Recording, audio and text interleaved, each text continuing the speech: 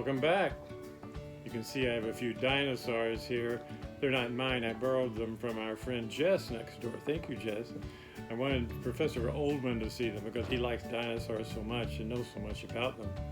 I was asking him to do narrations for the book of Acts that we're doing today, but I told him it would be fun to talk about dinosaurs sometime. He said, I have a friend who could do both, talk about Acts and the dinosaurs. And Professor Oldman's the wisest man I know, so let's see what he has to say about it. Let's go see Professor Oldman.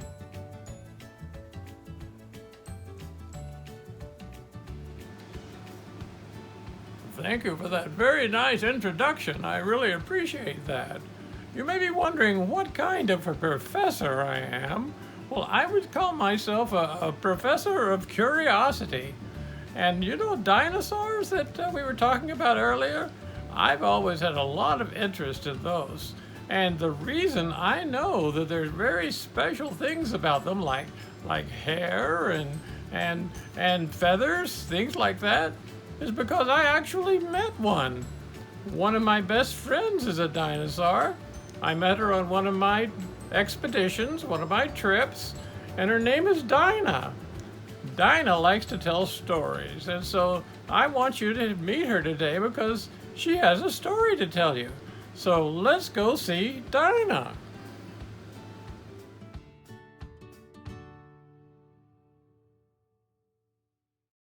Thank you, Professor Oldman, and hello to all you nice people.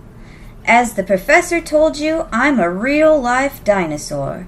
He found me deep in the jungles of South America. You've probably never seen anyone exactly like me before, and I'm not quite sure what to make about humans either. An interesting species. Since I met the professor, I've been studying your history by reading a lot of your books.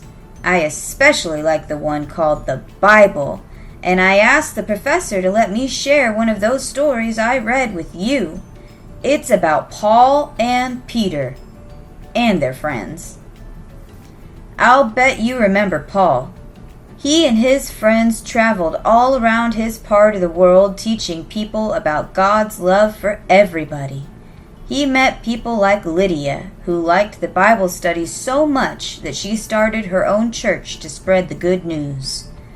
Paul even met people who thought he and his friend Barnabas were Greek gods. He was almost stoned to death when he told them he was not a god but just a preacher, and people think dinosaurs are scary. But Paul did not die and went on to spread the word. He was tougher than a stegosaurus, a very old friend of mine. Meanwhile, back home in Jerusalem, where it all started, the Apostle Peter was still preaching Jesus' good news to the people of his tribe who lived in that area. Now Peter reminded me of a triceratops. He was strong, set in his ways, and would never back down. Peter told the crowds about Jesus, who they called the Christ, the chosen one, who his tribe, the Jews, had waited for, the one who would save them from their enemies. Peter thought Jesus had come to help only his own people. In my world, that would have meant the good news was only for the Tyrannosaurus, but not for the Brontosaurus. But God wanted Peter to teach God's love to everybody. One day, when Peter was sitting in the cool breeze on the flat roof of a friend's house, he heard the voice of Jesus and had a vision that told him it was okay to eat meat from animals that the people called Gentiles outside his tribe ate, food that had been forbidden to Peter's people for many years by their laws. This would have been good news to a lot of dinosaurs. Soon after that, a messenger came to Peter and told him he was invited to the house of Cornelius, a Gentile and a Roman centurion. Peter had never been inside the house of a Roman, so, for the first time in his life, Peter shared food with a man his people thought was their enemy. Cornelius was a kind and generous person who had many questions about Jesus. Questions Peter could easily answer because Jesus had been his friend.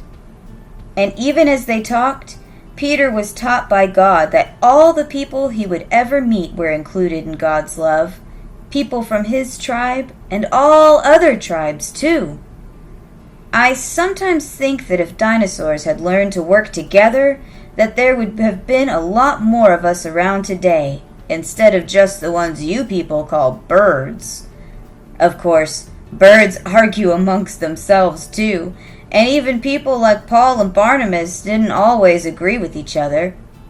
Paul and Barnabas argued and disagreed about the kind of job a young man named John Mark was doing for them, and finally Barnabas split and took John Mark with him to preach the good news in other cities. But we know from the letters of Paul that he and Barnabas had become good friends again. He even talked about what an excellent worker John Mark had become. Some people think the young man could have been the writer of the gospel we now call Mark. The professor told me that the mascot of the Gospel of Mark is a lion. If those writers had known about dinosaurs, their mascot would have been a raptor, because Mark's stories move so fast. Paul continued to move pretty fast too, doing just what Peter had been told to do, telling everybody about the truth that Jesus had taught, and giving them the chance to change their lives of troubles into lives of peace. Sometimes he traveled alone, but Paul had a lot of friends, and most of the time he traveled in herds like a lot of my old friends used to do. The tent makers, Priscilla and Aquila, were part of his herds. Another student of Paul's who became a great leader was named Timothy. Timothy had learned about God when he was a little boy. His teachers were his faithful mother, Eunice, and his wise grandmother, Lois. They taught him so well that he could have jumped up off the ground and flown like a pterosaur if he had wings. Dinosaurs never wrote many letters, but Paul did. He always remembered to greet or thank all the faithful workers in his letters. That's how we all know their names, like Phoebe. She was a church leader who delivered and explained Paul's long letter to the Romans. Paul wrote to the Romans to treat Phoebe as they would treat Paul himself. We know from the book of Acts that it was not just Paul or Peter who spread the good news and helped people change their lives. They had a lot of help. But, like some dinosaurs, some people never wanted to think about changing their old ways. Some of those people are still around today. Everybody has the same choice, though, to plod along like those slow old dinosaurs that are no longer with us, or to take a chance on learning something new, to leap into the air and become a bird. Maybe I could use a few changes myself. I just might try that someday. Thanks for listening to my story. Back to you, Professor. That Dinah, she's pretty wonderful, isn't she? She knows more about the Bible than some humans I know. And another person that knows a lot about it is Charlie. You know, Charlie, I sent something over with Maxie Mouse earlier to help Charlie with his coloring sheets. So let's go see what Charlie and Maxie are doing today. Hey there, Maxie. How are you? Oh, good. So I was just amazed by that story that Dinah, our dinosaur friend, just told us. It was amazing, and she knows a lot of history, doesn't she? So I understand the professor said that you were going to get a coloring sheet of a full picture of Dinah ready, because we don't really get to see her full body in the video because we can't pull back as far as Cleveland, can we? So she's very tall, though. And at the treetops, everything? Pretty amazing. So do you have the coloring sheet ready? No, you don't? Well, okay, so we can wait on that, I suppose. So, hey, who was that? Thank you. Maxie, who was that? You have a helper? So, oh, we talked about him last week. Is that your brother Mo? Oh, so sometime I want to say, hey Mo, can I? Oh, that would be cool. Well, he looks just like you. Are you twins? Oh, okay. Well, that's all right. You look just alike. So I know you're the same family, aren't you? Brother Mo, and then you have a sister too and everything. So that is fantastic. Well, I'm so happy to have met Mo, sort of. I guess we'll see a lot more of Mo later on, won't we? Okay, so this is the coloring sheet. The full-size coloring sheet of Dinah. You can see that. Look at Dinah, everyone. Dinah is really tall there. So I understand from the professor that Dinah, our dinosaur friend, is a Tina Turner-saurus.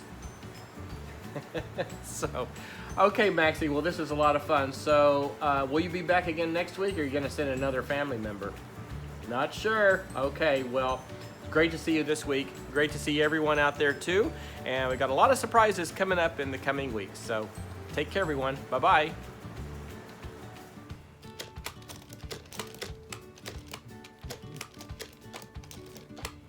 I hope you had fun today. Go in peace.